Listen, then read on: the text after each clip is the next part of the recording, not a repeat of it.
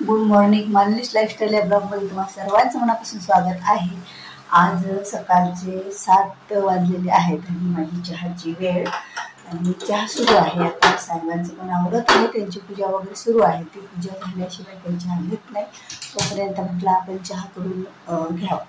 सकाळची वेळ ही खूप घाईची वेळ असते आणि या घाईमध्ये बऱ्याच गोष्टी आपल्याला हँडल कराव्या लागतात. जसं की 5 मिनटं जरी आपल्याला महत्त्वाचे वाटतात, कारण ह्या 5 मिनटातसुद्धा सकाळची कामे आपली बरीच उरकत असतात. म्हणून तर सकाळी सकाळी आता चहा झाला माझा, तर म्हटलं चला आता साहेबांच्या स्वयंपाकांची गडबड, म्हणजे त्यांना डब्बा देण्याची गडबड आहे. तर फ्रीजमध्ये पाहिलं तर भाज्यांना काहीच मला दिसत नव्हतं, कारण या हप्त्यामध्ये बाजारच केलेला नव्हता. तर बघा, ही काही सापडलं मला, जे पहिलं होतं ते ताजं काही नव्हतं त्या भाज्या. पण पहिल्या ज्या भाज्या होत्या सुकलेल्या त्या काही म्हटलं आता वापरावं तर लागतात. बघा कसं असतं, महिलांना काहीच टाकून द्यावं असं वाटत नाही जास्त खराब झाल्याशिवाय. आणि तसंच माझं पण आहे, जोपर्यंत जास्त वस्तू काही खराब होत नाही तर मला काही ते टाकून द्याव्याशी वाटत नाही. मग आता एक शिमला मिरची मला इथे सापडली 4, तर शिमला मिरच्या मी इथे चिरून घेतल्या आणि त्याचबरोबर शेंगदाणा आणि लसूण आणि कांदा हा मिक्सरमध्ये फिरून घेतला आणि ह्या सर्व गोष्टी तेलामध्ये घातल्या, मोहरी आणि जिऱ्या झाल्याच्या नंतर. आणि नंतर त्यामध्ये शिमला मिरची ही मी टाकून दिली, कारण थोडं शेंगदाणे भाजलेले नव्हते, तर थोडेसे तेलामध्ये ते परतून घेतले आणि नंतरच मग त्यामध्ये ही शिमला मिरची मी घालून घेतली आणि चटणी. आणि या शिमला मिरचीच्या भाजीला ज्या वेळेला मी लसूण कांदा घालते ना आणि शेंगदाण्याचा कूट घालते, तर त्यावेळेला मी मसाला काही घालत नाही, कारण आपल्या सारखा मसाला खाण्यात येतो ना, म्हणून भाज्या मसाला नाही घातल्याच्या नंतर सुद्धा चांगल्या लागतात, म्हणजे टेस्टी लागतात. तर खरंच मी त्या भाज्यांसाठी मसाला हा टाळतच असते आणि शेंगदाणे कधीतरी वापरते आणि जे काही माझा घरचा मसाला बनवलेला असतो सगळ्या धान्यांचा एसोर ते मी जास्त वापरते. आणि बघा, हे जे मिरच्या आहेत ना शिमला मिरची, तर ती कधी पण तुम्ही घरी जरी कधी भाजी करत असाल तर बघा, ती शिमला मिरची शिजल्याच्या नंतर खरंच खूप अशी कमी होते. आणि भाजी बनवताना मला असं वाटलं की बघा किती कमी ही भाजी आता झालेली आहे माझ्याकडून. साहेबांनाच तेवढी द्यावी आणि नंतर आपल्याला काहीतरी बनवता येतं. तर चला आता भाजी तर इथे संपूर्ण झाली, तिला झाकून ठेवूया. मंद गॅसवरती शिजते, थोडासा पाण्याचा शिडकावा टाकून, कारण आता भाकरी पण टाकून घ्यायच्यात. मी म्हटलं आज भाकरीच कराव्या, कारण सारखं पित्तर सुरू असतात बघा, कुठे नाही ते कुठे जेवायला येतं, तर त्यामुळे तेलकटसुद्धा खूप खायला जातं. तर आता भाजी तर शिजायला टाकलेली आहे, तर आता भाजी शिजायला टाकली. भाजी शिजेपर्यंत एकीकडे भाकरीसाठी पण तवा घातला आणि भाकर मळायला सुरुवात केली. बघा, भाकरी हे आपल्याला वाटतं, पण जर सकाळी भाकरी खाल्ली तर पोटसुद्धा चांगलं राहतं. तसं रात्री जरी भाकरी खाल्ली तरी पोट चांगलं राहतं, पण सकाळी जर भाकरी खाल्ली तर आणि त्यासोबत जर ताक असेल, हिरव्या मिरच्याचा ठेसा असेल, तर ह्या सगळ्या गोष्टीचा जर मेनू असेल तर भाकर खायला खूपच चांगलं वाटतं आणि शरीरासाठी सुद्धा ती भाकर खूप चांगली अशी आपल्या असते. कारण ज्वारीच्या भाकरीमध्ये पौष्टिकता ही पण खूप असते.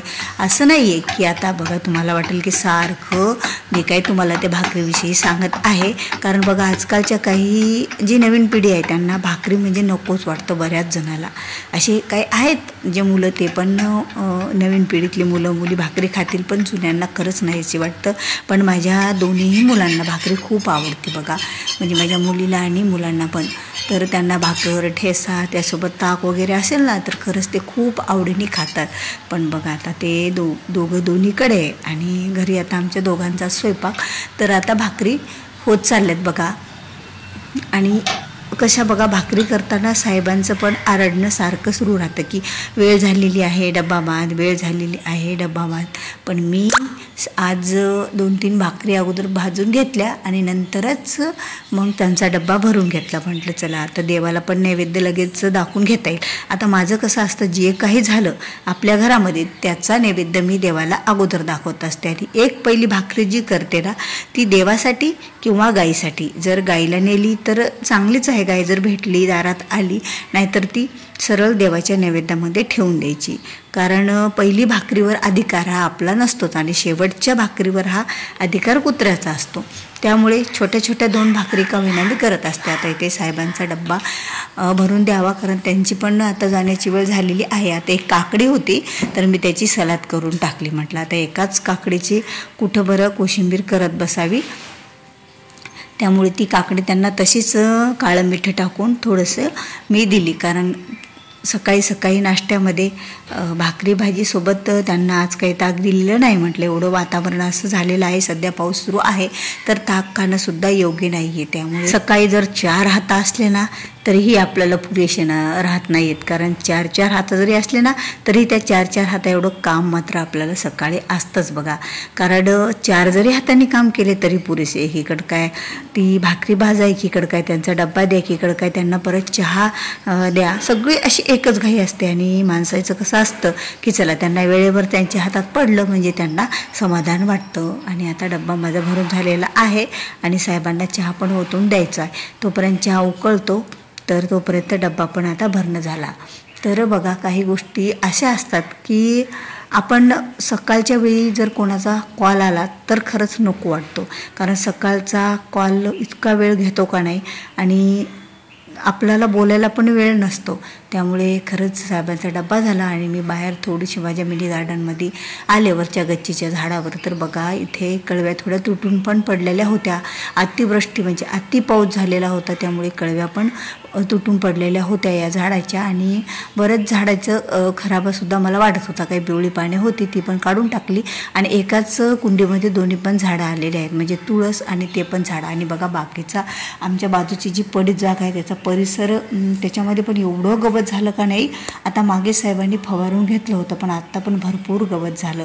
कारण इतकी भीती वाटते ना मग घरात काही शिरायची वगैरे. आणि आज थोडंसं आता उघडले बघा. आणि बघा माझ्या गोकर्णाच्या वेलावर एवढा रोग पडला का नाही आणि त्याला फुलंच येत नाही आहेत. अशा बारीक बारीक कळ्या यायल्यात पण त्या काही मोठ्या होईनात आणि त्या काही उगवणं झाल्यात. कारण गोकर्णाचं फूल खरंच पूजेमध्ये असेल ना तर आणखी एक वेगळ्या प्रकारची फुले आपल्याला अर्पण करायला लागतात. आणि ह्याला तर किती दिवस झाले फुले झालेले नाही त्या पावसामुळे, कारण त्याला उबदारपणा आवडतो. आणि बघा इथे साहेबांचं चालले की त्यांना जे काही राहिले होते माझे ढोकळ्याच्या पिठाचे पॅकिंग करण्याची, तर ती पण पूर्ण करून घेतली. म्हणजे बाकीची पुन्हा ऑर्डर आली तर ऑर्डरनुसार पॅकिंग करावीच लागते. तर ती पॅकिंग झाली आणि साहेबांनी त्याला पण चिटकून दिले. खरंच साहेबांची मला भरपूर अशी मदत होते. जर मला एकटीला असं सगळं काही म्हणजे आता सर्वच गोष्टी घरामध्ये असतात, घर, सणवार, देवपूजा, हे सगळ्या गोष्टी जर हँडल करायच्या म्हणलं तर एकटीला शक्यच होत नाही आहे. त्यामुळे मग साहेब मदत करतात. त्यामुळे तुमच्यासमोर पण तुमच्याशी सुद्धा मला बोलणं होतं, नाहीतर कशाचं. तर ही जी ऑर्डर होती ती एका दुकानावर द्यायची. पुन्हा अशाच एका पुढच्या व्हिडिओसोबत. श्री स्वामी समर्थ.